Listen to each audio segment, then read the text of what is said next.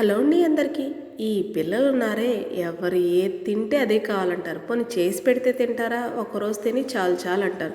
టేస్టీగా గుల్లి పకోడీ ఎలా చేసుకోవాలో చూసేద్దామా? వేరుశనగ గుళ్ళు వేసుకొని ఒక పెద్ద గరిటె శనగపిండి, ఒక పెద్ద గరిటె బియ్యం పిండి, ఉప్పు, పసుపు, కారం, జీలకర్ర పొడి, ధనియాల పొడి, కొంచెం గరం మసాలా వేసి కొన్ని కొన్ని నీళ్లు పోసుకుంటూ ఇగోండి ఈ మాదిరిగా మసాలా పట్టేటట్టు కలుపుకోవాలి.